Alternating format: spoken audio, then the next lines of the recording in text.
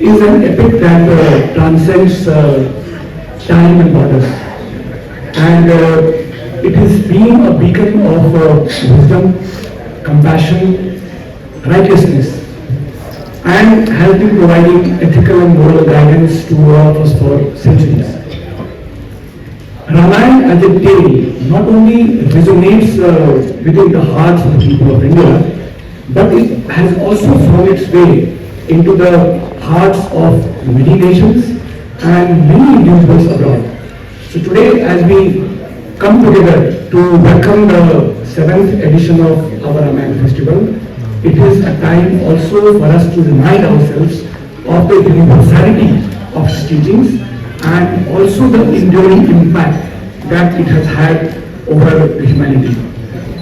ICCR takes great pride in bringing together artists and scholars and people from all over the world through its various initiatives.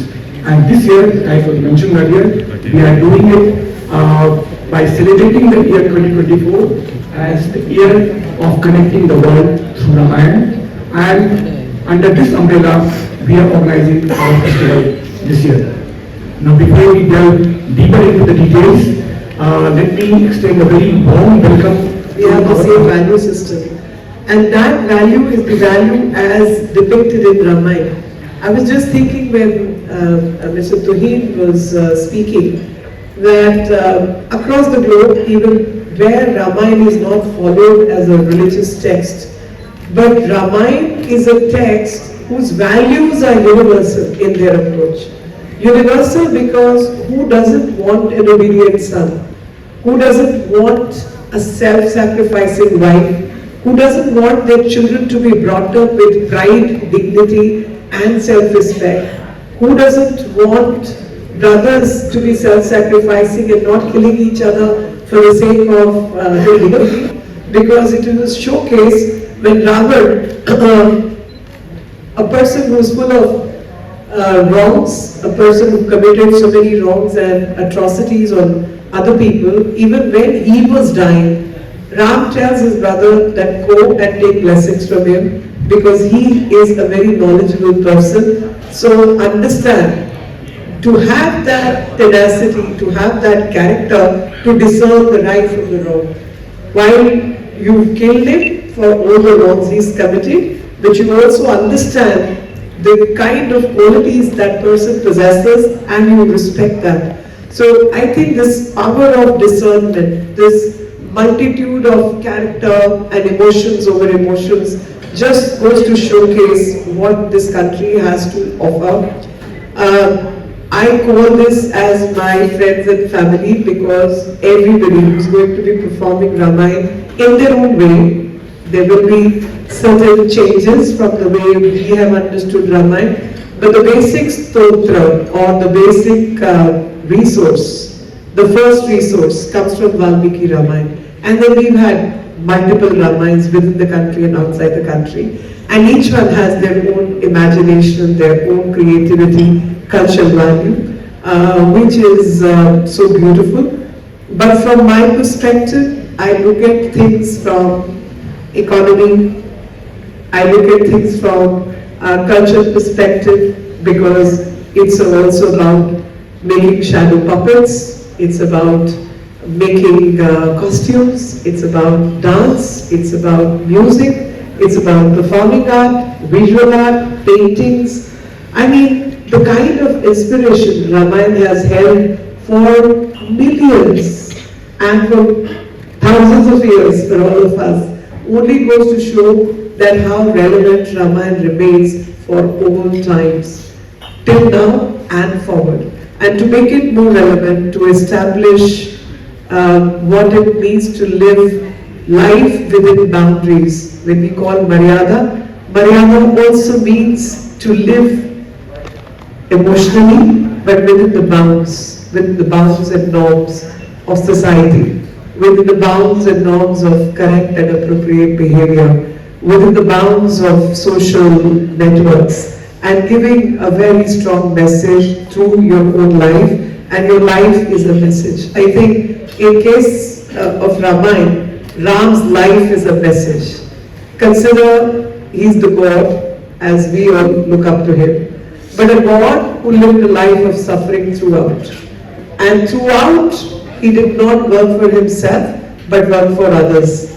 And whenever the concept of Raja or the king comes, and especially relevant for all of us, then Raja or the king or a political person is talked about as Tapasvi Raja.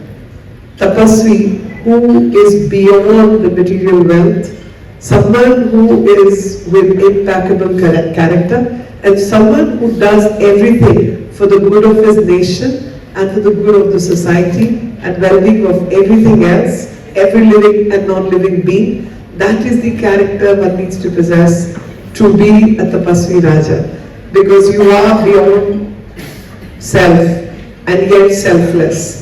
So I'm very, very sure each one of us is going to be treated to the best in what Ramayan or the stories around Ram Katha have to offer from across the globe. Everybody is going to enjoy these stories, and I don't want Dilliwalas to miss it anyways. I want everyone to enjoy it. It's going to start from 18th to 21st of January 24, and it's for Delhi at least, it will provide platform for a 4-day-long art and craft exhibition also. The visual and performing art performances are going to start from 5 o'clock to 7 o'clock. We have various workshops being arranged, and especially I would like to mention a couple of things. So there is one performance is going to start with Ram Ki Shakti Puja, which is very relevant, because in case of Ram Ki Shakti Puja, this is a performance of a Ramayan group from Varanasi, and the artists performing it, both the role of Ram and Lakshman, are women. So Ram and Lakshman traditionally get to be played by men, and sometimes even Sita gets to be played by men. But here it is being performed by women. The masculine character are being played by women, both as Ram and Lakshman, and that's why it's called Ram Ki Shakti Puja. And we all know Ram did Shakti Puja before entering Lanka. Then it's going to be followed by Khon dance troupe from Thailand, and the scene is about abduction of Sita, and Sita gets to be abducted by Ravan, and that is going to be performed by Khon dance troupe. Then we have very Temple of Fine Arts, Malaysia, which is bridging the richness of Indian dance forms in the Ramayan content. The latter half of the evening features a presentation by Luang Prabang. Luang Prabang is Royal Ballet Troupe of Laos, titled Fralam, actually it's Fralam, based on the theme of the golden deer and abduction of Sita, featuring the characters playing the lead roles of Ram, Lakshman, Sita, and Ravan, as also Jatayu or Satayu in Thai language, and Hanuman alongside eye-catching costume designing, musical accompaniment, and a fast evolving script. The next day is featuring Kathak dance exponent, Pandit Anuj Mishra's dance based on Ramcharitmanas by Tulsidas. The grand finale of the event is the dance performance on the theme of Sita Uvach. So we've all heard Ramayan from Valmiki's perspective, from Tulsidas' perspective, from everybody else's perspective. But we are going to hear Sita Uvach, what Sita has to speak when it comes to Ramayan and how she explains the things happening around her by the noted Mohiniyattam dance exponent Jai Prabha Menon, who brings a unique aesthetics to chosen theme. Thereafter, The Swami Vipulananda Institute of Aesthetic Studies of Eastern University of Sri Lanka presents an immersive immersion on the chosen theme, while Meera Balasubramaniam of Kalvriksha Group of Singapore bases its performance on a poem by noteworthy music composer in both Karnataki and Hindustani style, Swati Thirumal.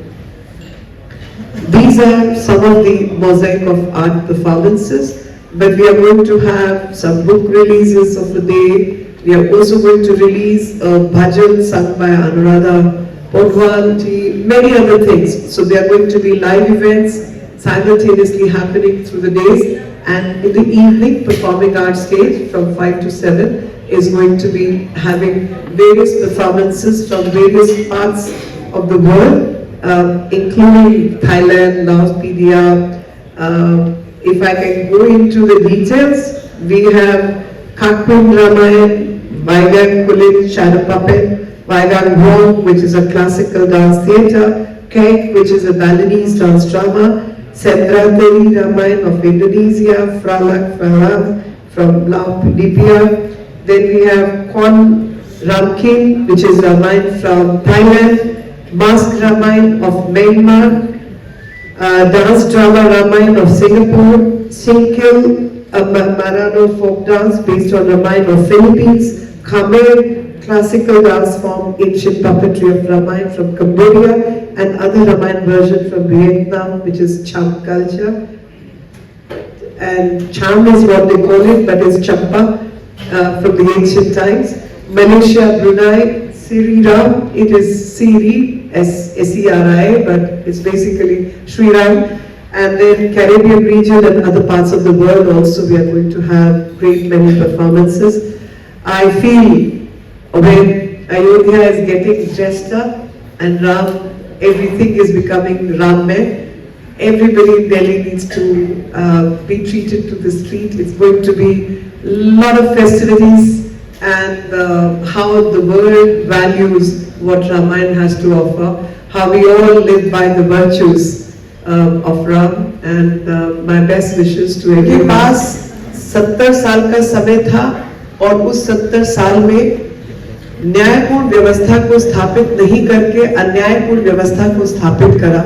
उनके मुखारबिंद से इस तरीके की बात सुनते हुए मुझे कोई अचरज नहीं है, और चाहे वो सतयुग था, चाहे वो त्रेता युग था, और चाहे वो कलयुग है, सुर और असुरों की लड़ाई तो हमेशा चली है, मगर रामायण से यही शिक्षा मिलती है कि विजय हमेशा सत्य की ही होती है, और आज वो सत्य की विजय होते हुए दिख रही है।